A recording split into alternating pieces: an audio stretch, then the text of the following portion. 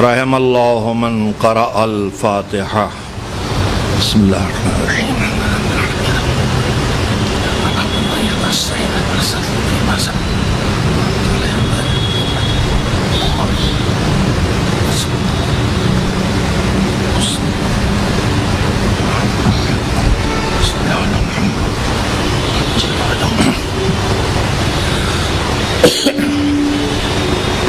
اعوذ باللہ من الشیطان اللعین الرجیم. بسم اللہ الرحمن الرحیم. الحمد للہ رب العالمین والعاقبۃ للمتقین والجنۃ للمؤمنین والنار للملحدین والصلاة والسلام على سید الانبیاء والمرسلین سیدنا ونبینا وشفیعنا ابی القاسم محمد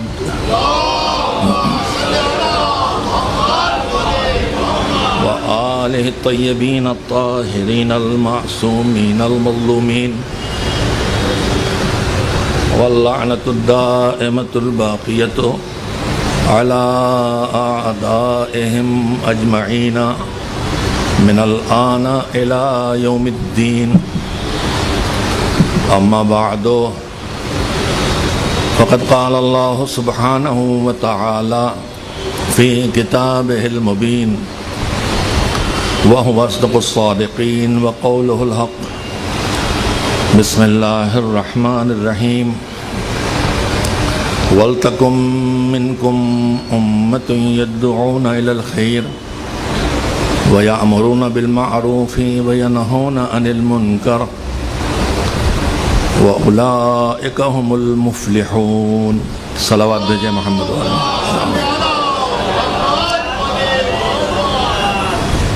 عزاداری حسین کا اتنا اہتمام کیوں اور سید الشہداء کا مشن کیا جس کے لیے انہوں نے یہ قیام کیا اور اتنی عظیم قربانیاں دیں. یہ ان 10 مجالس کے لیے منتخب عنوان ہے. گفتگو کے 2 حصے ہیں. آخر شہادتیں بہت ہوئی ہیں، ظلم بہت ہوئے ہیں، قربانیاں بہت دی گئی ہیں، لیکن آخر امام حسین علیہ السلام کی قربانیوں اور شہادتوں کی یادگار ہی منانے پر اتنا زور کیوں ہے؟ اور صدیاں گزر رہی ہیں، نسلیں گزر چکی ہیں، اس کا اہتمام اس طرح کیوں کیا گیا کہ ہر انقلاب بھول میں آ جاتا ہے، ہر حادثہ چاہے کتنا ہی دردناک کیوں نہ ہو کچھ دنوں میں بھلا دیا جاتا ہے، یہ فطرت ہے. تو آخر اس انقلاب میں کون سی ایسی بات ہے کہ جتنا اس انقلاب کا وقت گزرتا جا رہا ہے اتنا ہی انقلاب پھیلتا جا رہا ہے؟ کسی دن میں نے جملہ آپ کی خدمت پہ کہا تھا اور اکثر کہتا رہتا ہوں کہ حسین دنیا میں روشنی کرنے کے لیے شمع اور چراغ جلائے جاتے ہیں، لیکن حسین نے کربلا میں چراغ بجھا کے روشنی کی تھی. چراغ جلتا ہے تو دھیرے دھیرے اس کی روشنی گھٹتی اور ختم ہو جاتی ہے، لیکن ہدایت کا جو چراغ حسین نے جلایا اس کی روشنی بڑھتی جا رہی ہے اور اس کا دائرہ بھی بڑھتا جا رہا ہے. ابھی جو حادثہ گزرا، صہیونزم نے جو حملہ کیا اور پہل کر کے حملہ کیا، میں نے جملہ کل پرسوں ہی آپ سے کہا تھا کہ تاریخ مذہب اہل بیت علیہم السلام، یعنی وہ مسلمان جو یہ مانتے ہیں کہ بعد رسول اکرم صلی اللہ علیہ وآلہ وسلم اسلام کے ذمہ دار اور مسلمانوں کے حاکم مولا علی تھے، اور ان کے بعد ان کی نسل میں آنے والے ائمہ، چاہے انہیں دنیا نے مانا ہو یا نہ مانا ہو۔ جو مذہب اہل بیت کہلاتا ہے، مذہب اہل بیت کی تاریخ پڑھ لیجئے، یہ سر کاٹ کے نہیں پھیلا ہے، سر کٹا کے پھیلا ہے۔ انہوں نے دوسروں کا خون بہا کے مذہب کی ترویج نہیں کی ہے، ان کا خون بہایا گیا ہے۔ تو دنیا میں لوگ، اصل میں ایک اور جملہ یہیں پہ کہنا ضروری ہے۔ ایک تو مشہور جملہ ہے کہ کہا جاتا ہے اسلام تلوار سے پھیلا ہے۔ دو الگ الگ چیزیں ہیں، ایک ہے اسلام اور ایک ہے مسلمان۔ مسلمانوں کی حکومت ہر حکومت کی طرح طاقت اور زور سے پھیلی ہے، لیکن اسلام طاقت سے نہیں پھیلا ہے۔ اور اگر کسی کا اسلام طاقت سے پھیلا ہوگا، لیکن اہل بیت والوں کا اسلام طاقت سے نہیں پھیلا ہے، تلوار سے نہیں پھیلا ہے، کردار سے پھیلا ہے۔ تو یہ چند باتیں ہیں جو میں اکثر دہراتا ہوں۔ یہ حسین علیہ السلام کی شہادت کو اتنی اہمیت کیوں دی گئی اللہ کی بارگاہ میں، اور اس کا خصوصی اہتمام کیوں کیا گیا کہ آج 14 صدیاں ہو چکی ہیں، ہونے والی ہیں، شہادت کو ہونے والی ہیں، اس کے باوجود پھیلتا جا رہا ہے یہ معرکہ، اور اس کے حادثے کی غم کی کیفیت اور مسلسل بڑھتی جا رہی ہے۔ اس کے پیچھے وہ پیغام ہے جو کربلا نے دیا ہے۔ بہت سے پیغامات ہیں، لیکن ان میں سے ایک پیغام جو بہت نمایاں ہے کہ باطل کے آگے حق سر کبھی نہیں جھکاتا۔ حق باطل کے آگے سر نہیں جھکاتا۔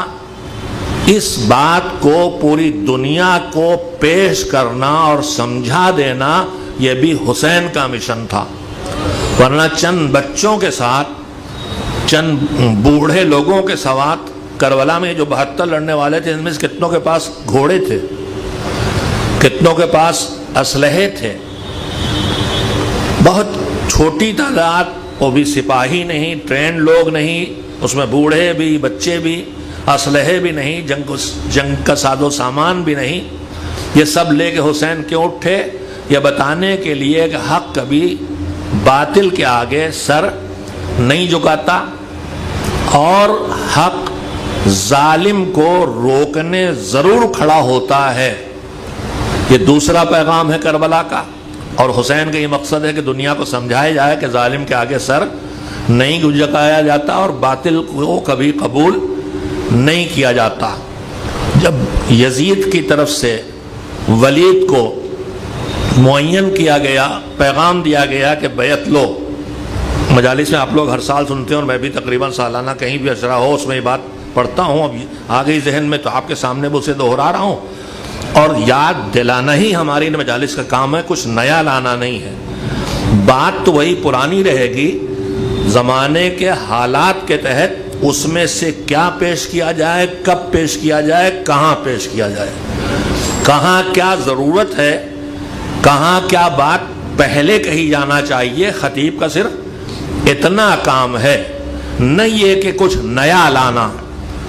جب آپ سننے والے، میں نے کل بھی پرسوں بھی کہا تھا کہ آپ اپنی پسند کو اللہ کی پسند سے ملا دیں، اس لیے کہ خطیب وہ پڑھے گا جو آپ کو پسند ہے، میزبان اسے بلائے گا خطیب کو جو آپ کو پسند ہے، آپ وہ پسند کریں جو اللہ کو پسند ہے، تو ممبر خود بخود ان سے محفوظ ہو جائے گا جو ممبر کو اپنے پہچانوانے کا ذریعہ بنائے ہیں، اپنی شہرت کا ذریعہ بنائے ہیں، یا پیسہ کمانے کا ذریعہ بنائے ہیں، اور جس کی وجہ سے ممبر کا خیال رکھنے کے بجائے اپنے ذاتی فائدوں کا خیال رکھتے ہیں کہ میں کیسے نام کما لوں، میں کیسے تعریفیں حاصل کر لوں، میں کیسے زیادہ پیسے حاصل کر سکوں۔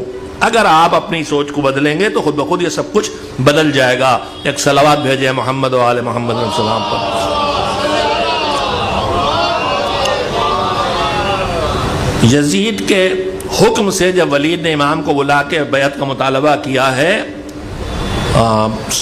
رجب المرجب کی بظاہر 22 تاریخ دنیا اس نجس وجود سے پاک ہوئی جسے امیر شام کہا جاتا ہے، اور اس کی خبر بہت تیزی سے پہنچائی گئی اور ہر طرف مطالبے کیے گئے کہ جو یزید کی نگاہ میں سربراوردہ لوگ تھے ان سے بیعت کا مطالبہ کیا جائے۔ میں ایک بات اور یہاں پہ کہنا چاہتا ہوں، امام حسن مجتبیٰ علیہ السلام نے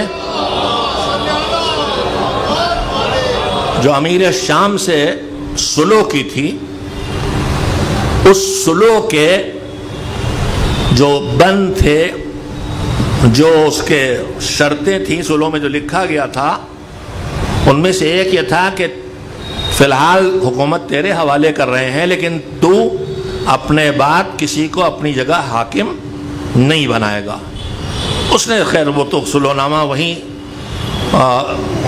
پھاڑ کے پھینک کے پیروں کے نیچے کچل کے، اور معاویہ نے کہا تھا کہ یہ میرے قدموں کے نیچے، اور میں نے نہ نماز قائم کرنے کے لیے نہ روزے کے مددنے کے لیے صلح کی تھی، میں نے حکومت کے لیے کی تھی، حکومت میرے ہاتھ میں آ گئی۔ پھر اس نے اگلی نسلوں کو منتقل کیا، یزید کو منتقل کیا۔ میں کہنا یہ چاہتا ہوں کہ مرگ معاویہ سے جو ڈیمانڈ ولید نے جب بلایا امام حسن مجتبیٰ امام حسین علیہ السلام کو بیعت کے لیے، 3-4 دن سے زیادہ فاصلہ تاریخ کے لحاظ سے نہیں دکھائی دیتا۔ میں نے آج ذہن میں نہیں آیا، ورنہ میں دیکھ لیتا کہ اس وقت گھوڑے سے سفر تھا تو شام دمشق سے مدینے کا سفر کتنا لمبا تھا۔ میں یہی دماغ میں آتی ہے بات کہ حکومت کے تخت پہ آتے ہی یزید پورے ملک میں ان بڑی شخصیتوں کو جو اس کی نگاہ میں ایسے جن کو بیعت کرنا چاہیے سب کی فہرست بھی تیار کر لے اور بھیج بھی دے، یہ اس کے بس کا کام نہیں دکھائی دیتا۔ اس کا مطلب یہ فہرست پہلے سے تیار کی جا چکی تھی امیر شام اور عمر عاص کے مشورے سے۔ اب جو بات یہاں پہ میرے ذہن میں آئی وہ 2 باتیں ہیں۔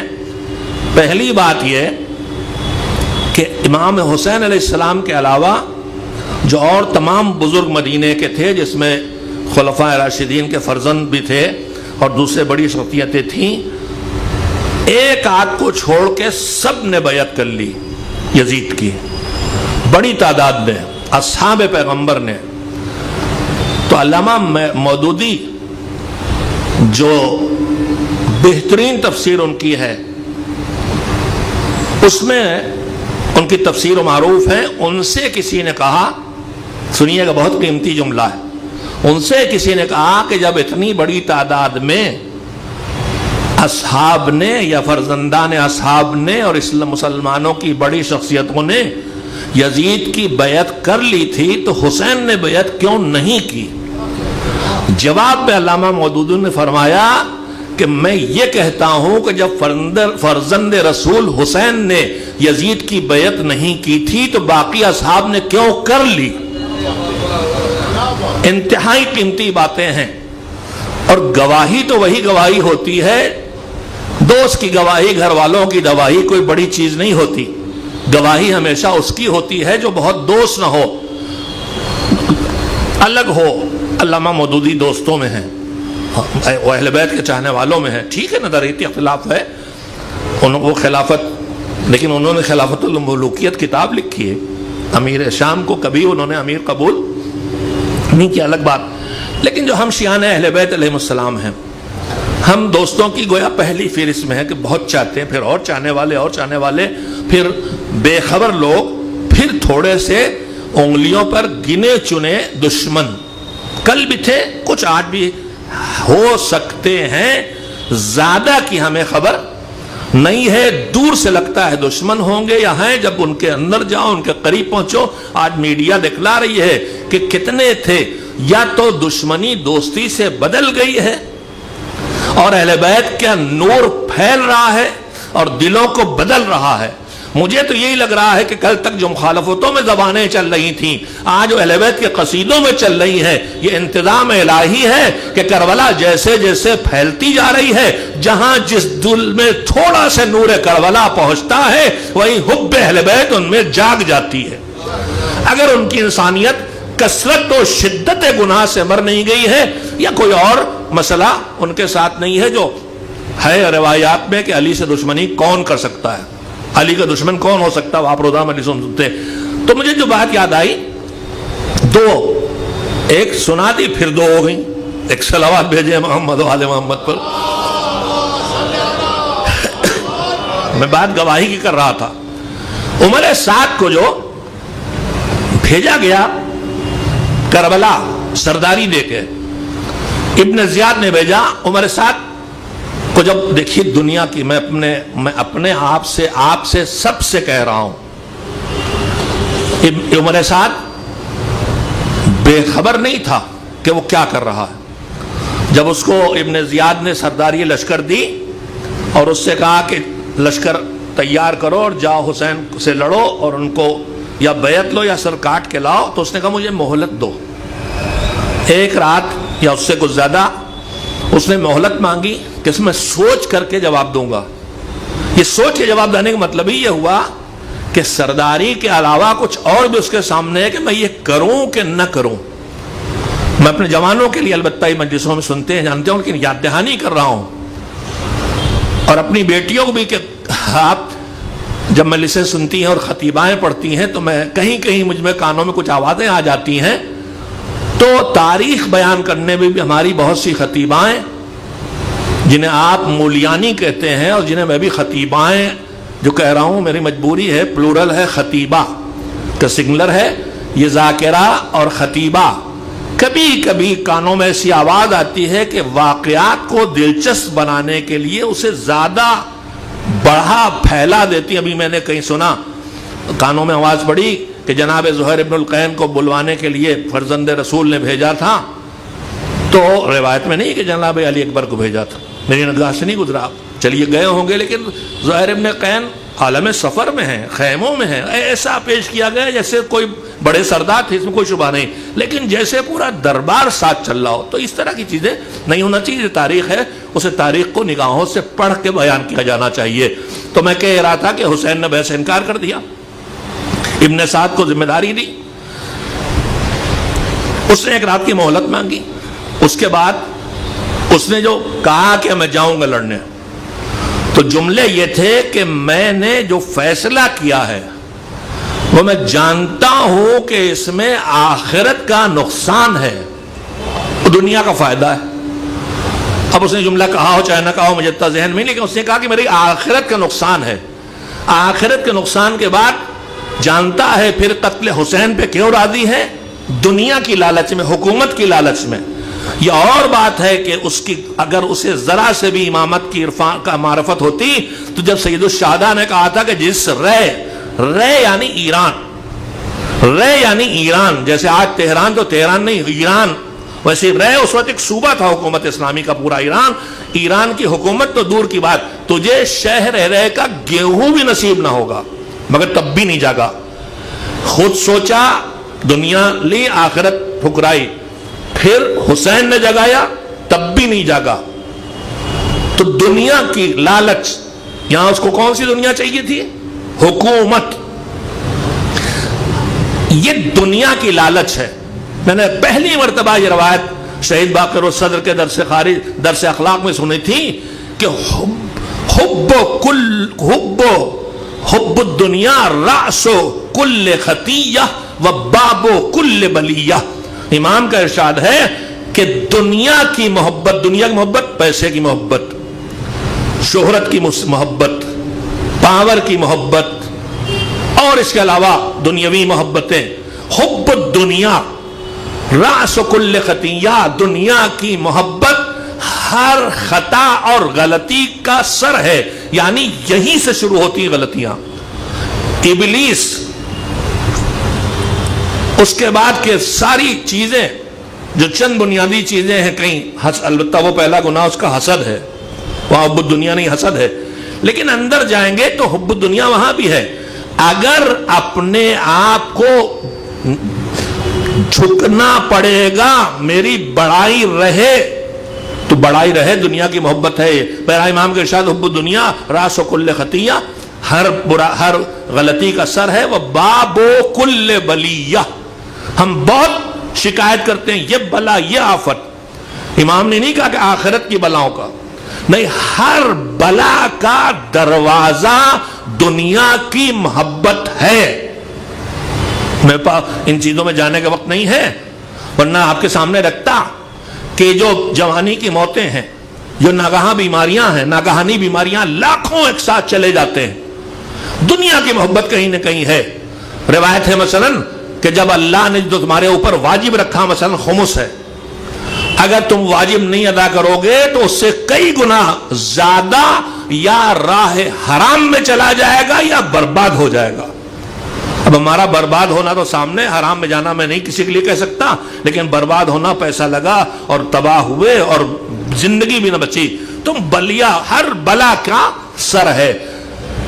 ابن سعد بنا کس چیز سے؟ میرا جوان چونکیں. ابن سعد بنا کس چیز سے؟ ابن سعد بنا دنیا کی محبت سے. میں جملہ اور کہہ دوں یہاں پہ، خطیب اعظم تابصرہ کہتے تھے دنیا کی محبت اور ہے، دنیا کا ہماری ضرورت ہونا اور ہے. ضرورت بھر دنیا ہمیں لینا ہے لیکن اس کی محبت کا شکار نہیں ہونا. گاڑی ہم نے بڑے شوق سے اپنی حیثیت سے کچھ زیادہ ہی لے لی، اب اس کی محبت میں ہے، مرے جا رہے ہیں اس کے اوپر صفائی بھی پوچھائی بھی کہ خروج نہ جائے کہیں. یہ محبت ہے، محبت کا شکار نہ ہو. ضرورت تو ہی ہے. اور ایک جملہ بے انتہا پیغام رسا جملہ ہے، بہت چھوٹے سے جملے میں بہت بڑی بات مولانا غلام اسکر اللہ مقاماً فرمائی. کہا جتنی دنیا، سنیے گا، جتنی دنیا دین کے پیمانے میں آ جائے اتنی دنیا لے لو، جو دین کے پیمانے سے باہر نکل جائے اسے چلا جانے دو. ایک صلوات بھیجے محمد و آل محمد. اور یہیں پہ جو دوسری حدیث مجھے یاد آ گئی، پیغمبر اکرم حضرت محمد مصطفیٰ صلی اللہ علیہ وآلہ وسلم. میرے جوان پھر سنیں، میری بیٹیاں پھر سنیں. حضور نے فرمایا کہ تمہاری دنیا کی زندگی اور تمہارا دین، تمہاری دنیا کی زندگی اور تمہاری آخرت دونوں ساتھ چلتے رہیں گے، دونوں ساتھ چلیں گے. اللہ نے ڈیزائن ہی ایسا کیا ہے کہ ساتھ چلیں. یہ تو ہماری بے خبری ہے جو ہم سمجھتے ہیں کہ دنیا چھوڑے بغیر دین پکڑے نہیں مل رہا. مثلا اللہ نے ہر چیز کو پاک بنایا ہے سوائے ان چیزوں کو جو چند نجاسات ہیں، ان کے علاوہ کچھ نجس نہیں ہے. اب کھانے پینے میں گوشت میں وہ مسئلے سامنے ضرور لاتا ہوں جو میرے جوان سمجھیں تو بلا وجہ اپنے کو گنہگار نہ بنائیں اور نہ گنہگار سمجھیں. کھانے پینے میں گوشت کے علاوہ، گوشت اور گوشت سے بنی چیزیں، گوشت سے نکلی چربی، جو بھی نکلتا اس سے بنی چیزیں تب تک کھانا جائز نہیں ہے جب تک کہ دو چیزوں کا علم نہ ہو. ایک یہ اس جانور کا ہے جس کا کھانا حلال ہے، دوسرے اس جانور کا ذبیحہ ہوا ہے. اگر بکری ہے تو ذبح کی گئی، اگر مچھلی ہے تو پانی سے نکال کے مری. البتہ اس کا بھی مسئلہ ہے، بسل مسئلہ جاؤں گے تو رہ جائے گا وقت. آغاز سیسانی کا مسئلہ یہ ہے کہ پانی سے نکال کے مرے ضروری نہیں ہے، جال میں پھنسنے کے بعد بھی مر جائے تو حلال ہے. آغاز کوئی بھی مسئلہ تھا. زندگی بہت آسان ہو گئی آپ کی. تو حلال ہے کھانا جو اللہ نے حرام کیا اس کو چھوڑ کے. بہت سے جانور حرام ہیں جو حلال ہیں، اور جو ویجیٹیبلز ہیں اس میں سب حلال ہیں سوائے زہر کے. جو زہریلی چیزیں وہ حلال نہیں، باقی آپ کوئی پتی کھانا چاہے کھائیں. امرود کی چھالے پڑ جاتے ہیں، امرود کی پتی چباؤ، نہ جانے کتنے چیزیں ہیں جو دوائیں ہیں تو کھائیے، کوئی مسئلہ نہیں. نان ویج میں جب تک ذبیحہ کا علم نہ ہو، اس کے ساتھ ایک اور آسانی، میں کہاں ہر جگہ ڈیوٹی دوں گا کہ ذبیحہ ہے کہ نہیں. اگر مسلمان کے ہاتھ سے مجھے ملتا ہے تو اللہ نے یہاں اسے معتبر مانا ہے کہ وہ اس کے ہاتھ سے ملے تو تمہارے لیے حلال ہے ذبیحہ. ایسے جو ڈبوں پہ لکھا ہوتا فلاں کمپنی اور فلاں کمیٹی اور یہ تاج ہوٹل، وہ کہتے ہیں ذبیحہ، نہ. آپ کو ذبیحہ کا اطمینان ہو یا ید مسلم کہتے ہیں، مسلم کے ہاتھ سے، وہ وہاں نہیں، وہ جو بانٹ رہی ہیں وہ نہیں، جو پکا کے دیگ سے کھلا رہا ہے وہ، جو گوشت بیچ رہا ہے وہ اب کاٹ کے ذبیحہ کر کے لا رہا ہے یا کیا کر کے لا رہا ہے، وہ جانے، اس کا خدا ہمارے لیے حلال ہے۔ اس کے علاوہ جتنا ویج ہے، دلے، دالیں، سبزیاں، پھل، سب پاک ہیں، چاہے کچی ہو چاہے پکائی جائیں، چاہے چائے بنے، دودھ۔ اب ہندوستان میں اطمینان ہے کہ یہاں دودھ گائے کا ہے یا بھینس کا ہے یا بکری کا ہے، اونٹ کا بھی نہیں، اونٹ کا بھی جائز ہے یہاں۔ کوئی معاذ اللہ ابھی تک میں نے نہیں سنا کہ معاذ اللہ کوئی سور کا دودھ بکتا ہو یا پلایا جاتا، کوئی نہیں کرتا۔ گوشت بکتا ہے، دودھ ان کا وہ بھی نہیں، جو کھاتے ہو پیتے نہیں ہیں۔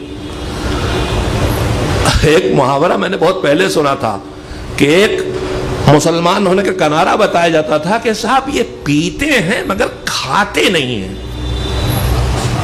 پیتے ہیں مگر کھاتے نہیں، یعنی برگر میں جو کھلایا جاتا ہے وہی نہیں کھاتے ہیں، یعنی اتنے سے مسلمان بچے ہیں۔ کچھ میں نے ایک دن آپ سے سنایا ہوگا شاید کہ ایک صاحب روزہ رکھتے نہیں تھے، افطاری کوئی نہیں چھوڑتے تھے، تو کسی ان کا بھیا شرم نہیں آتی، ایک روزہ نہیں رکھتے کہ افطاری نہیں چھوڑتے، کہنے لگے کیا بالکل ہی کافر ہو جائیں، مطلب کم سے کم افطاری کھانے بھر کے تو ہمارے ہاں عزادار بھی ایسے ہی ہیں، اگر وہاں افطاری والے مسلمان ہیں تو ہمارے ہاں عزادار بھی ہیں، مجلس سے غائب یہاں نہیں۔ لیکن جو ہم دیکھتے ہیں سال بھر دیکھا کرتے ہیں، محرم میں دیکھتے ہیں مجلس سے غائب، فضائل سے غائب، مصائب سے غائب، نوحے سے غائب، ہر جگہ سے غائب، تبرک میں حاضر۔ اگر ہم کہتے ہیں بھیا کہاں آ گئے تبرک لینے، کہنے لگا کیا بالکل ہی عزا کے مخالف ہو جائیں، کیا ایک دم ہی عزادار نہ رہیں۔ دیکھیے عزاداری کا تذکرہ آنا شروع ہوا اور نزول رحمت، نزول باران رحمت شروع ہو گئی۔ ایک صلوات بھیجیں محمد و آل محمد۔ یہ رحمت ہے،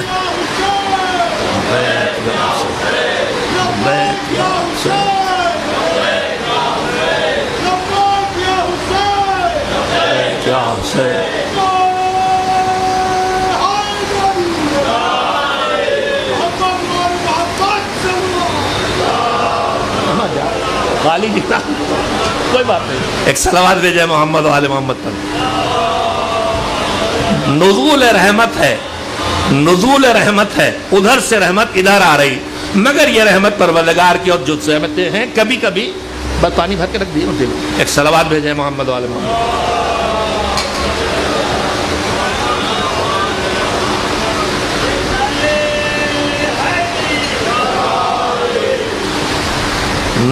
یہ رحمت کبھی کبھی کہیں کہیں کچھ لوگوں کے لیے ظاہراً مصیبت بن جاتی ہے، میں نے بہت ناپ تول کے الفاظ استعمال کیے ہیں۔ یہ رحمت کبھی کبھی کہیں کہیں کچھ لوگوں کے لیے مصیبت بن جاتی۔ کیوں؟ اگر یہاں پانی اتنا بھرا تھا تو یہ پانی کا قصور نہیں تھا، ہم نے نظام قدرت کو بدلا، ہم نے ندیاں پاٹی، ہم نے سمندر پاٹے، تو اب یہ سیلاب آ رہا ہے، یہ ہماری غلطیوں کا نتیجہ ہے۔ رحمت ہے، ہم نے اسے مصیبت بنایا۔ مگر ایک نزول رحمت ابھی دماغ میں بات آئی جو صلوات کے ذریعے ہوتی ہے، جو ادھر سے ادھر کشتی اہل بیت پہ آتی ہے، جس میں ہم بھی سوار ہیں، یہ صلوات کے ذریعے مانگی گئی وہ رحمت ہے کہ جو دشمن پہ بھی آ جائے تو رحمت ہی بن کے آتی ہے، مصیبت بن کے نہیں آیا کرتی ہے۔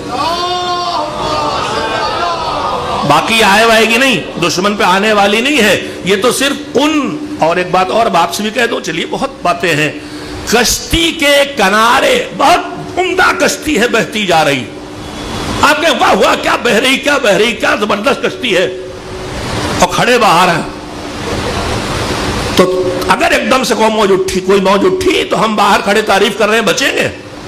نہیں بولیے، اب آپ کو بولنا پڑے گا۔ ہم کھڑے واہ ہوا کر رہے ہیں، بڑی شاندار کشتی ہے بڑی خوبصورت، بہت اچھی، بڑی مضبوط، نہیں بچیں گے۔ اس کشتی پہ سوار ہوں گے تو بچیں گے۔ محمد و آل محمد اگر کشتی نجات ہے تو ان کی سبحان اللہ اور تعریف اور واہ اور فضائل بیان کرنے سے نہیں بچ سکتے ہیں، اس کشتی میں بیٹھنا پڑے گا، یعنی جدھر وہ جائے ادھر تم جاؤ، جدھر سے مڑے ادھر سے مڑو، جدھر چلے ادھر چلو، رکے تو رک جاؤ، بڑھے تو بڑھتے جاؤ، تبھی ڈوبنے سے بچ سکو گے، تبھی ساحل نجات تک خود کو پہنچا سکو گے۔ ایک صلوات بھیجیں محمد و آل محمد علیہ السلام پر۔ اور کشتی سفینہ اہل بیت، کشتی نجات، وہ کیا ہے؟ واجبات و مستحبات کے لیے بڑھتے ہیں اور حرام اور مکروہ سے رکتے ہیں اور بچتے ہیں، تو رحمت آئی، اور جتنی ضرورت ہوتی اتنی آتی، نہ زیادہ نہ کم، اور کم لگے تو وہ بھی ہماری حرکتوں کا نتیجہ ہے۔ پورا علاقے کے درخت کاٹ دیے جائیں گے، اللہ جہاں درخت لگے، دبئی وغیرہ میں پہلے ریگستان تھا، کبھی بارش نہیں ہوتی تھی، درخت لگا دیے گئے تو وہاں بارش ہونے لگی، اور ہمارے یہاں جنگل کٹ رہے ہیں تو نتیجہ ایک بارش۔ بہرحال بہت، تو میں کہاں سے چلا تھا؟ ابن سعد، اللہ نے حسین جو اٹھے تھے کس لیے؟ حق باطل کے سامنے نہیں جھکے گا، چاہے ظاہراً کتنے ہی کمزور ہو، انصاف اور عدالت والے ظلم کو روکنے ضرور جو کوششیں وہ کریں گے، چاہے ظاہراً ان میں طاقت نہ ہو۔ یزید نے مطالبہ بیعت کیا، حسین نے انکار کیا۔ میں نے اس میں بات کہی کہ کیوں انکار کیا، اعتراض تھا جب سب نے بیعت کر لی، حسین نے کیوں؟ تو جواب دیا علامہ مودودی نے کہ جب حسین نے بیعت نہیں کی تھی تو بقیہ نے کی کیوں؟ فرزند رسول جگر حسین ٹکڑا، حسین منی، یعنی حسین وقت کے محمد ہے، اور پیغمبر کہہ گئے کلنا محمد، تو حسین کا انکار بیعت اصل میں محمد کا انکار بیعت ہے۔ علامہ مودودی کی جملے کی گہرائی، میں نے پیغمبر کا نام لے لیا بغیر صلی اللہ علیہ وسلم کی، آپ نے بھی صلوات نہیں بھیجی۔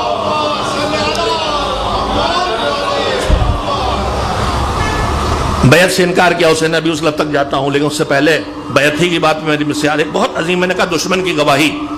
ابن سعد نے دنیا کی لالچ میں سرداری قبول کی، دنیا کی محبت اور ہے اور دنیا کی ضرورت اور ہے۔ دنیا سے اسلام دنیا سے آپ کو ہٹاتا نہیں ہے۔ پھر سنیں میرے جوان، میری بیٹیاں، میرے بوڑھے سب سنیں، آپ حدیث قصہ پڑھتے ہیں تو اس میں کیا پڑھتے ہیں؟ انی ما خلقت السماء مبنیۃ ولا ارض مدھیۃ ولا قمرا منیرا ولا شمس مضیٰ ولا فلک یدور ولا بحر یجری ولا فلک تسری الا فی محبت ہؤلاء الخمسۃ الذین هم تحت القصاء۔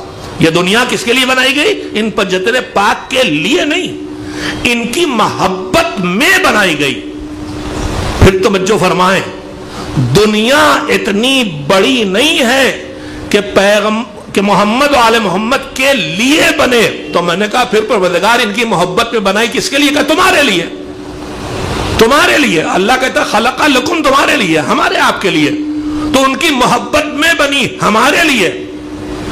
تو پھر ان کے لیے کیا بنایا؟ کہ دنیا اس لاق نہیں ہے کہ ہم ان کے لیے دنیا بنائیں، ان کے لیے ہم نے اپنی رضا بنائی ہے، اپنی مرضی بنائی ہے، اپنی خوشنودی بنائی ہے، اپنی قربتیں بنائی ہیں۔ خالی سرور ہلانے سے کچھ زیادہ کام نہیں چلتا ہے۔ ارے دیکھیے بزرگ، ہمارے بزرگ بہت ماشاءاللہ سے بہت سمجھدار تھے، یہ واہ واہ بعد میں نکلی ہے، بچپن میں سمجھتے تھے سبحان اللہ ماشاءاللہ، یعنی ادھر ہمت افزائی بھی ہو رہی ہے اور ادھر ذکر خدا کا ثواب بھی چلتا چلا جا رہا ہے۔ تو ایک آدھ سبحان اللہ آپ بھی کہہ دیں، مجھے کوئی اعتراض نہیں ہوگا۔ ایک صلوات بھیجے محمد و آل محمد۔ میں نے چند زیادہ ہی وقت لے لیا، لیکن آخر ابن سعد خود اپنے کو نہ سنبھال پایا، نہ روک پایا۔ پھر امام نے کہا تجھے جو ایک گیہوں کا دانہ نہ ملے گا تہران کا، رے کا تہران کا پرانا نام رے، آج بھی شہر رے کے نام سے الگ ہے، لیکن وہ حقیقت ایک اصلی شہر وہ ہے، باقی سب اس کے بعد بسا ہے، اور پورا ملک تھا، نہ ملا۔ تو امام نے بھی سمجھایا، تب بھی عمر سعد کی سمجھ میں نہ آیا۔ اب میں پھر یہیں پہ ایک بات آگے لے جاؤں گا ضرور اپنے بچوں اور جوانوں کو، جو اپنے کھانے کے شوق میں کبھی کبھی حلال حرام کی فکر سے دور ہو جاتے ہیں، اور بیچ میں وہ بات رہ گئی کہ حلال ہے سب کچھ وہ جو حرام کی فہرست میں نہیں ہے، کھانے پینے میں ایک فہرست حرام کی ہے۔ پانی کے اندر پیدا ہونے والی چیزوں میں صرف سفنے دار مچھلی حلال ہے، اور وہ سب سے زیادہ ہے، جو اس کے علاوہ ہے وہ حرام ہے۔ اس میں جھینگا جو ہے، انگلش میں اس کا کیا نام ہے؟ نہ پران نہیں، श्रिम्प। और तीसरा बताइए, झींगा जो छोटा वाला है, श्रिम्प, लॉबस्टर नहीं, क्रैब व्रैब नहीं, श्रिम्प। एक नस्ल झींगे की जरा बड़ी होती है, मैं भूलता हूं, अल्फाज मैंने याद रखे थे, अब नहीं याद रहते। एक श्रिम्प की छोटी बड़ी किस्म है, वो भी झींगे के खानदान से है, बस उसके अलावा लॉबस्टर पास्टर जो है, केकड़ा, वो नहीं। ये हलाल है, मछली है वो भी। साइंस में जाइएगा तो मछली मिलेगी, और ये भी जाइएगा जहां छिलके नहीं है वो असल में मछली नहीं है। खैर, उसके अलावा आप, ये तो हो गया गोश्त। नॉन वेज में ये हो गया, वेज में सब हलाल है सिवाय जहर के, मौत का जरिया बने। और दूसरा कानून, हर चीज पाक है सिवाय उन चीजों को जिनको अल्लाह ने बता दिया नजिस हैं। उसके अलावा सब पाक हैं जब तक कि आपको उनके नजिस होने का यकीन न हो जाए। ये की पॉइंट है, इस्लाम की जिंदगी आसान है। आपको उनके पाक होने का यकीन न हो जाए, इत्मीनान न हो जाए। और यकीन और इत्मीनान किसे कहते हैं? मैंने अपने लिए तलाशा है कि मैं कहूं ये जमीन बारिश हो रही है, सब चल के आए हैं, और वहां कुत्ते भी चलते हैं, और कौन चलता है, सब नजिस है। लेकिन मैं क्या कसम खा के कह सकता हूं कि वल्लाह ये नजिस है? अगर मैं कसम खा के कह सकता हूं तो नजिस है मेरे लिए, और अगर मैं नहीं कह सकता तो पाक है मेरे लिए। अब छींट पड़ गई, नमाज छोड़ दी। अरे छींट कॉम्बिनेशन है दो चीजों का, एक मिट्टी एक पानी। पानी पाक करता है, मिट्टी पाक करती है, तो दोनों पाक करने वाली मिक्स होकर नजिस कहां से कर देंगी? छींट आपको यकीन है कि नजिस है, अभी कुत्ता गुजरा मेरे आगे आगे, अब मैं चल रहा हूं पीछे पीछे, मगर चंद घंटे कुछ मिनट कानून है उसके, निगाहों से ओझल होना भी पाक करता है। बहुत चीज, अभी सत्य मैं बहुत चीज नहीं जाना चाहता। कोई चीज मेरे सामने नजिस हुई, अब निगाहों से ओझल गई, दोबारा आएगी तो मेरे लिए नजिस नहीं रह जाएगी। तो आपको जब तक यकीन ना हो, मैं इतनी देर से आप मेहनत क्यों कर रहा हूं, ये बताने के लिए कि आप कहीं रुके, आप ढाबे पे गए, चाय बन रही, आपको नहीं पता कौन है, हुआ करे लगे हैं, आप देख रहे हैं फोटो वोटो, मगर आपको नहीं पता बनाने वाला कौन। आप कसम खा कह सकते हैं चाय बना के उसमें उंगली डाली, उसने नजिस किया है। इतना बेवकूफ तो कोई नहीं। ट्रेन में चाय बिक रही है, खाना पानी बिक रहा, तो जहां आप कसम खा के नहीं कह सकते नजिस है, वो पाक है। मगर होता क्या है कि हम बिला वजह मसला न जानने की वजह से उसे नजिस समझते हुए भी खाते पीते हैं, तो दो नुकसान करते हैं। एक, खुद को नजिस समझ के कम से कम नमाज छोड़ देते हैं, और दूसरे नजिस समझ के खा के अल्लाह की बारगाह में सरकशी करते हैं। मसले से वाकफियत बढ़ाते जाइएगा, दीन की पाबंदी भी आसान होती जाएगी, खुदा की नाराजगी बिला वजह लेने का जरिया ना होने पाएगा। एक सलवात भेज दे मोहम्मद वाले मोहम्मद। इब्न साद के सामने मुतालबा आया लश्कर। हुसैन ने भी जब अपनी बात सुना रहे थे और शोर मचाए थे, यजीदी लश्कर वाले जानवर दरिंदे ढोल पीट रहे, हंगामा मचाए, तो हुसैन ने तकरीर में कहा था, सबकी शहादतों के बाद का वाकया है, फिर आ गए थे कि अब भी सुधर जाओ, अब भी सुधर जाओ। जब शोर मचता रहा तो हुसैन ने कहा, मैं रसूल का बेटा तुमसे बात कर रहा हूं और तुम्हारे ऊपर असर नहीं हो रहा, अब फिर जरा से रुक जाएं। अगर हुसैन कह रहे हैं और उन पर असर नहीं हो रहा, और अगर हुसैन की बात कही जा रही है और मैं सुनूं और मुझ पर असर ना हो, तो मुझे कहीं ना कहीं सोचना चाहिए कि ऐसा क्यों हो रहा है। अब सुनिए, हुसैन ने कहा कि मैं तुमसे बात कर रहा हूं, तुम पर असर नहीं हो रहा है, क्यों? लक़द मुलिअत बुतूनुकुम बिल हराम, तुम्हारे ऊपर हुसैन की बात के भी असर नहीं हो रहा है, इसलिए कि तुम्हारे पेट हराम से भर गए, भर दिए गए। तो अजीजों, अंदर हराम न जाने पाए। सब लोग चोरियां नहीं करते, सब गश्त नहीं करते, सब हक नहीं मारते, लेकिन हम इस जगह रह के बिला वजह जो पाक नहीं पाक है उसे नजिस समझ के खा लेते हैं। अंदर हराम से पेट न भरे, रिश्वतों का खाना बच्चों को पेट में न जाए, बिजनेस की बेईमानी का पैसा हमारे और बच्चों के पेट में न जाए, حلال کھانا ان کے پیٹ میں جائے گا تو حسینی بنے گا، اور خدا نہ کرے نجس اتنا کھلایا کہ پیٹ اس سے بھر گیا، خون اس سے بن گیا، گوشت اس سے بن گئے، تو پھر اس کا حسینی کردار حسینی والا ہونا مشکل ہے۔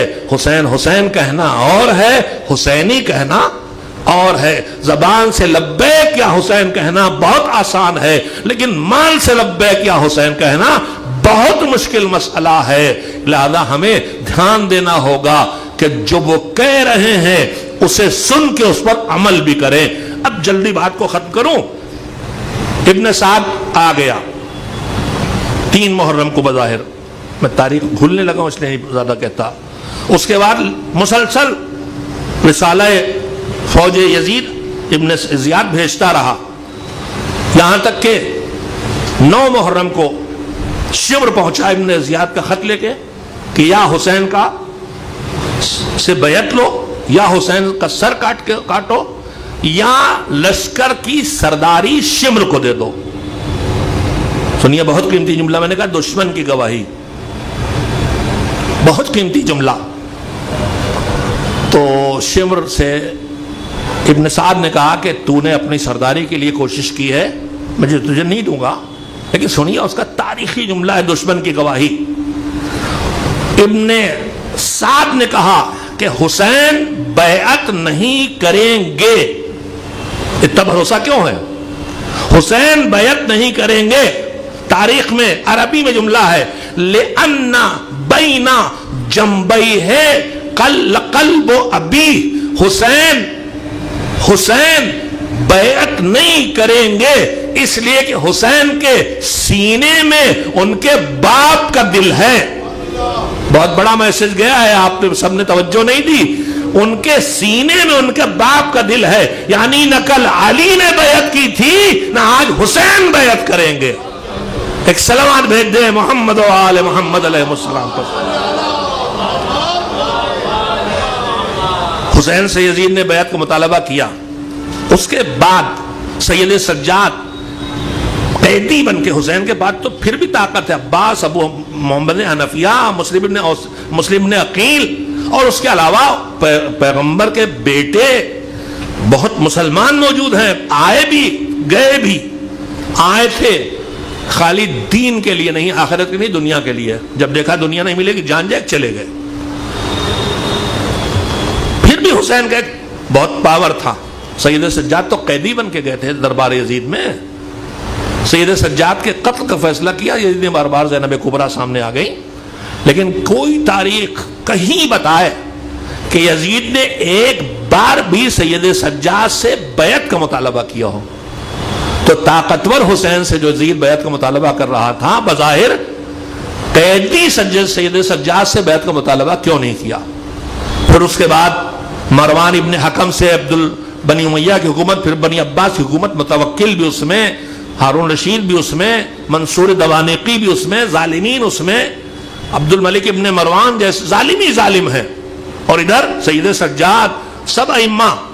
تھوڑا اگر لوگ ان کو ماننے بھی لگے تو اتنا بڑا پاور نہیں ہے۔ قید میں ڈالا، 10 سال 15 سال رکھا، قید خانوں میں رکھا، گھروں میں قید رکھا، سب کیا، مگر کسی نے بیعت کا مطالبہ کیا؟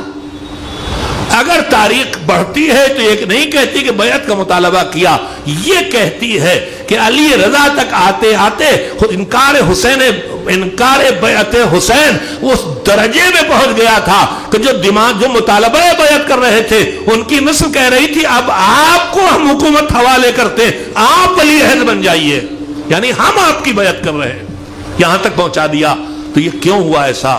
انکار حسین کا لہجہ مجلسوں پڑھتے ہیں آپ، ہم بھی پڑھتے ہیں، سنتے ہیں، مگر ہر سال یاد دلاؤں گا انکار حسین کی قیمت کو پہچانیں تاکہ ہمارے اندر بھی باطل کے انکار کی طاقت پیدا ہو۔ جو پیغام حسینی ہے، جو پیغام حسینی ہے، جو کربلا کا مقصد ہے، ان میں سے ایک یہی ہے، صرف ان پہ رونا تو ہماری فطرت ہے، ان پہ رونا تو ہماری طینت کا تقاضا ہے۔ شیعتنا خلقوا من فاضل طینتنا، ہمارے شیعہ ہماری بچی طینت سے بنے ہیں۔ یفرحون لفرحنا یحزنون لحزننا، جب ہم سے بنے ہیں، ہماری بچی طینت سے بنے ہیں تو ہماری خوشی میں خوش ہوتے ہیں، ہمارے غم میں رنجیدہ ہوتے ہیں۔ یہ تو فطرت ہے ہماری، یہ تو ہم کرنے پہ مجبور ہیں. ہم سے ہو نہیں سکتا کہ ان کی مصیبت میں ہم رنجیدہ نہ ہوں اور ان کی خوشی میں ہم خوش نہ ہوں. تو عزاداری صرف اس لیے نہیں رکھی گئی کہ ان پہ رو لیا جائے. سیدہ زہرا نے اگر حسین کی قربانی پہ رضامندی دی تو کیا خالی اس لیے تاکہ لوگ ان پہ روئیں اور ہمیں پرسا دیں؟ پرسا دیں گے ہم ان کی والدہ کو بھی، ان کے بابا کو بھی، ان کے نانا کو بھی، ان کے اولاد کو بھی، زمانے میں ان کا جو پوتا سب کو پرسا دیں گے. لیکن یہ شہادت اس لیے نہیں ہوئی کہ بس ان پہ رویا جائے.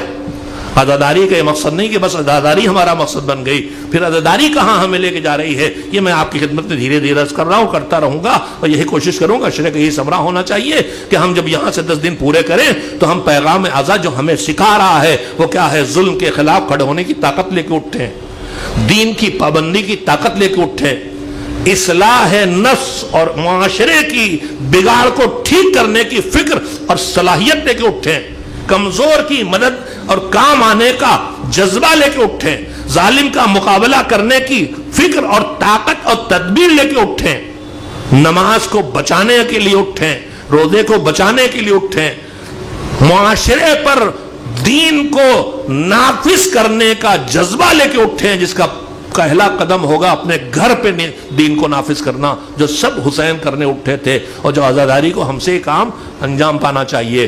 یزید کے حکم سے ولید نے جب بلایا، بڑی لمبی گفتگو ہے، جب ولید نے بات رکھی تو آخر میں امام نے فرمایا مثلی لا یبایعو مثل یزید. ہر سال آپ سنتے ہیں حسین نے یہ نہیں کہا کہ میں اپنے تعارف کرایا ہے، اس میں کہا ہے کہ ہم کون ہیں، ہمارے گھر میں وحی آئی ہے، ہمارے گھر میں قرآن نازل ہوا، ہمارا گھر فرشتوں کے آمد و رفت کی جگہ ہے، ہم نبوت کا خزانہ ہیں، ہم معدن ہیں، منبع ہیں رسالت کا. اپنا تعارف کرا. یزید بھی کہا وہ فاسق ہے، وہ فاجر ہے، وہ کھلم کھلا گناہ کرتا ہے، وہ خون بہاتا ہے، وہ شرابی ہے.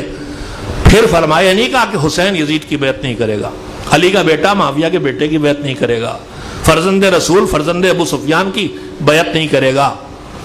پھر کیا فرمایا؟ مثلی، میرا جیسا، یزید جیسے کی بیعت نہیں کرے گا.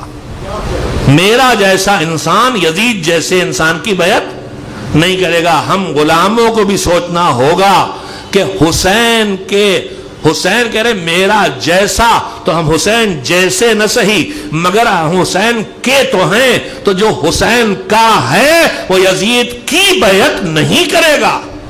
یزید یعنی بیعت، یعنی فجر فسوق، یزید یعنی سرکشی، یزید یعنی اللہ کی مخالفت، یزید یعنی ظلم، یزید یعنی قتل و غارت، یزید یعنی مذاق، دین کا مذاق اڑانا، دین کا انکار کرنا. ہم اس کے سامنے نہیں جھکیں گے. حسین نے کہا میرا جیسا یزید جیسے کی بیعت نہیں کرے گا. بس یہ جو آخری بات سنانا چاہتا ہوں اور جوانوں کے لیے بڑھ رہا ہوں اسے، مجھے تو عرصہ ہو گیا یہ بات کہتے ہوئے.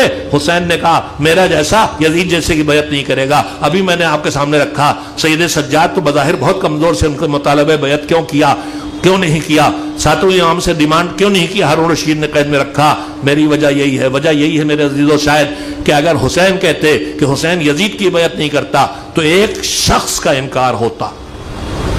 لیکن جب حسین نے کہا میرا جیسا یزید جیسے کی بیعت نہیں کرے گا تو یہ ایک کردار کی زبان تھی، ایک شخصیت کی زبان تھی. اب زمانے میں دیکھتے چلے جاؤ جہاں میرا جیسا ہوگا وہ یزید جیسے کی بیعت نہیں کرے گا. لہذا دربار میں یزید نے حسین کے فرزند سے مطالبہ بیعت نہیں کیا، اس لیے کہ وہ بھی جانتا تھا یہ بھی وقت کے محمد ہیں، جیسے کل وقت محمد نے بیعت نہیں کی آج نہیں کریں گے. اور یہی ساری حکومتیں جانتی تھی.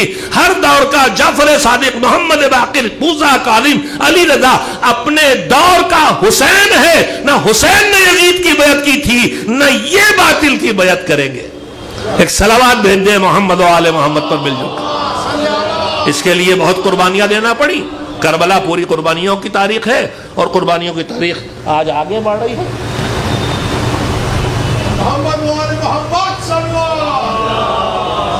قربانیوں کی تاریخ آگے بڑھ رہی ہے.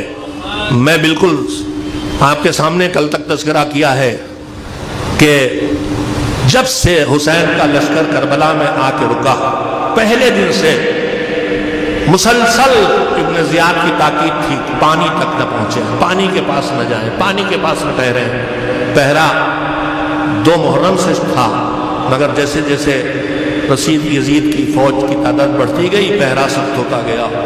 5 محرم کو خیموں میں پانی ختم ہو گیا، تھوڑا تھوڑا پانی کوششیں کر کے حسین کے چھوٹے سے لشکر والے 2 محرم سے 5 محرم تک لاتے رہے تھے۔ 5 کو پانی ختم ہو گیا اور اب پانی نہ آ سکا، بچا ہوا پانی 7 محرم تک چلا۔ 7 محرم کی صبح آئی ہے تو کربلا میں خیموں میں حسین کے پانی نہیں تھا، حسین کے خیموں میں پانی نہیں تھا، اور وہ 7 کی صبح کو جو پیاس شروع ہوئی وہ شہداء کی پیاس عصر عاشور تک بجھ گئی، مگر اسیران اہل حرم کب تک پیاسے رہے ہیں وہ صحیح طور پہ سمجھنا بڑا مشکل ہے۔ پانی ملا بھی ہے تو کبھی جی بھر کے نہیں ملا ہے۔ ہمارے بزرگوں نے یاد کرنے کی کچھ تاریخیں رکھی ہیں، ان تاریخوں میں سے ایک تاریخ 7 محرم کی تاریخ ہے، جو حسین کے گود کے پالے بڑے بھیا کی یادگار اور بھیا کا یتیم قاسم ابن حسن کی شہادت سے مخصوص ہے۔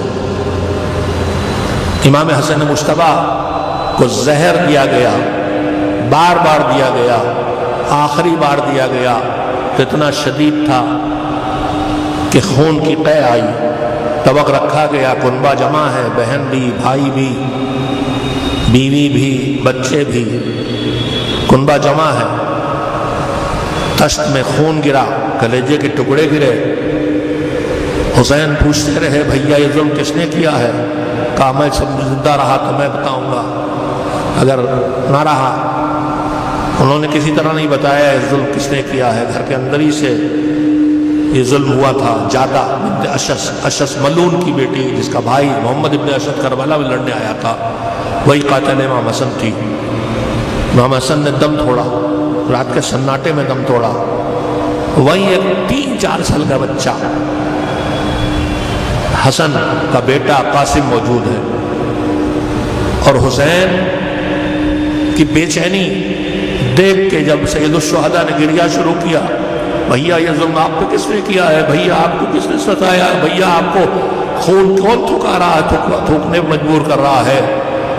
تو حسن مجتبیٰ نے رو کے کہا تھا کہ بے شک تمہارے لیے بڑی مصیبت ہے، مجھ پہ بڑی مصیبت ہے، کلیجے ٹکڑے ہو گئے ہیں اور خون کی قے ہو رہی ہے، شدید اذیت ہے، لیکن فرمایا لا یوما کیومک یا ابا عبداللہ، اے میرے بھیا حسین مصیبت یہ بھی ہے مگر جو مصیبت تمہارے اوپر آنے والی ہے ویسی مصیبت کسی پہ نہیں۔ حسن یہ منظر دیکھ رہے تھے، لہذا اسی درمیان خاموشی سے ایک چھوٹی سی تحریر لے کے جناب ام فروہ کے حوالے کی، مادر حسن کے حوالے کی، اور یہ فرمایا کہ جب میرا بیٹا قاسم کربلا پہنچے، انہیں معلوم ہے سب، اور بہت تنگ دل ہو تب یہ میری تحریر کھول کے دیکھ لینا اور اسے دے دینا۔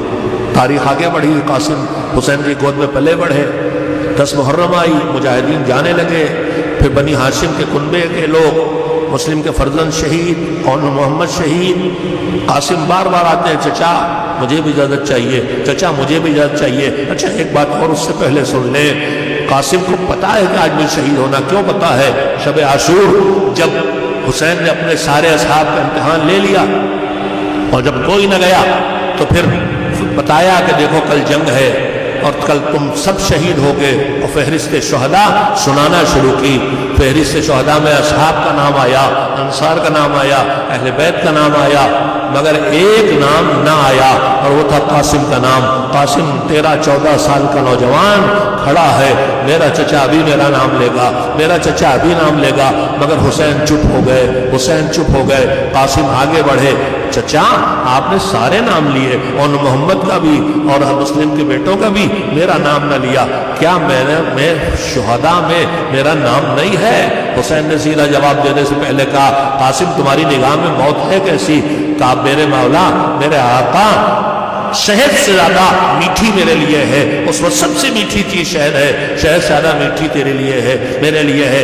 حسین نے کہا بیٹا تمہارا نام ہے، تم ہی شہید نہیں ہوگے، تمہارا 6 مہینے کا بھیا اصغر بھی شہید ہوگا۔ اپنا نام سن کے قاسم خوش ہوئے تھے، مگر 6 مہینے کے بھیا کا نام سن کے قاسم تڑپ گئے، بابا چچا ارے بھیا شہید ہوگا، میں تو لڑنے جاؤں گا گھوڑے میں بیٹھ کے شہید ہوگا، میرا بھیا تو ابھی گھٹنیوں چلتا ہے وہ کیسے شہید ہوگا، کیا ظالم خیموں میں آ جائیں گے؟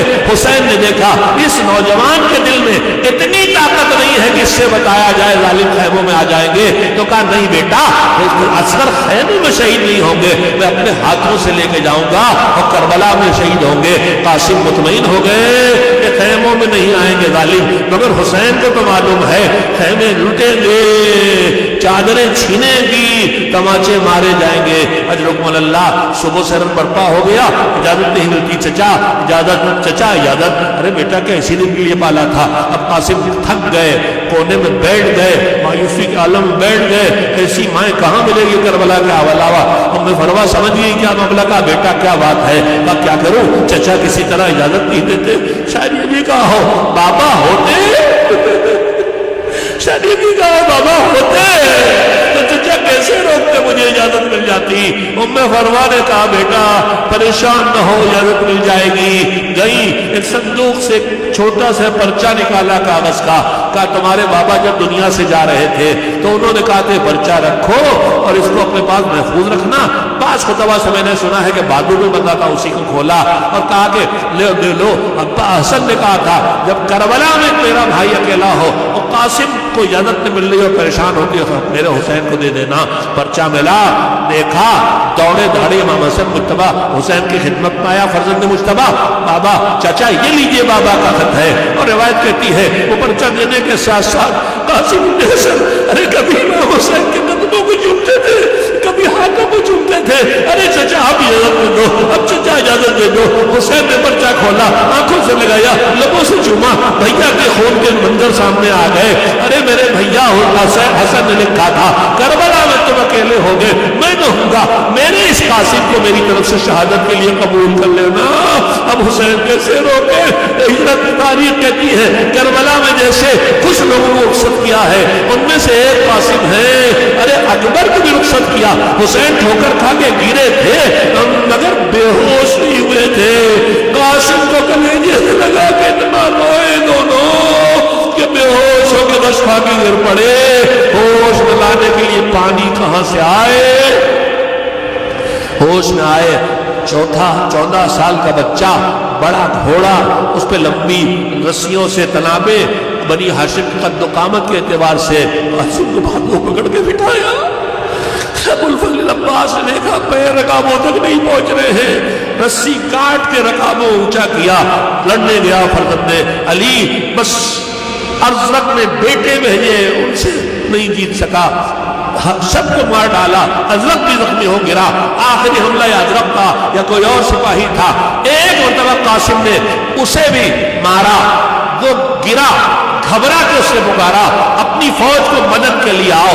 ادھر قاسم پہ کسی نے بڑھ کے اسی عالم میں، اور بعض روایات کے مطابق ازرق نہیں کہا تھا دیکھو تمہارے تسمے کھل گئے ہیں، اور قاسم جھکے تو سر پہ تلوار ماری، قاسم کے سر پہ تلوار پڑی، اب تیورا کے گرے، آواز دی چچا چچا مدد کرنے کو آؤ، چچا مدد کرنے کو آؤ۔ ادھر جو ظالم سر کاٹنے کے لیے ازرق کا قاسم کا بڑھ رہا تھا، حسین نے دور سے للکارا رک جا ظالم، رک جا ظالم، رک جا ظالم۔ اب وہ ظالم گھبرا کے چیخا ارے مجھے بچاؤ، مجھے بچاؤ، پورا لشکر دوڑ پڑا، ادھر سے حسین چلے، ادھر سے چچا ارے چچا ارے چچا، ادھر کے گھوڑے ادھر، ادھر کے گھوڑے ادھر۔ حسین کا قاسم کا جسم پامال ہوتا چلا جا رہا ہے، پسلیاں ٹوٹ رہی ہیں، جسم ٹکڑے ٹکڑے ہو رہا ہے، ارے چچا ارے چچا ارے چچا۔ دھول ہٹی، ظالم بھاگے، حسین سرانے پہنچے، بیٹا تیرا چچا تجھ سے شرمندہ ہے، بلایا تو آ نہ سکا، آیا تو تیری مدد نہ کر سکا، کام نہ آ سکا۔ روایات کہتی ہے جسم قاسم ٹکڑے ٹکڑے تھا، حسین نے جب اٹھا کے کلیجے سے لگایا تو چھوٹے سے قد کے قاسم کے پیر زمین پہ کھچ رہے تھے، اتنا بری طرح سے تلواروں سے کاٹا گیا تھا۔ خون میں ڈوبے قاسم کے لاشے کو لے کے حسین آئے، ام فروہ آؤ، تمہارا بیٹا دلہن بن کے دولہا بن کے آ گیا۔ خون کی لڑیاں ہیں دھاروں کی جو صحرا بنی ہوئی ہیں، ماتم شروع ہو گیا۔ واہ قاسمہ، واہ حسنہ، واہ حسینہ، اٹھو مومنو، اس کے یاد میں اٹھو کہ جس کی ماں حسرت لے کے چلی گئی۔ وَسَيَعْلَمُ الَّذِينَ ظَلَمُوا أَيَّ مُنْقَلَبٍ يَنْقَلِبُونَ۔ ماتم حسین۔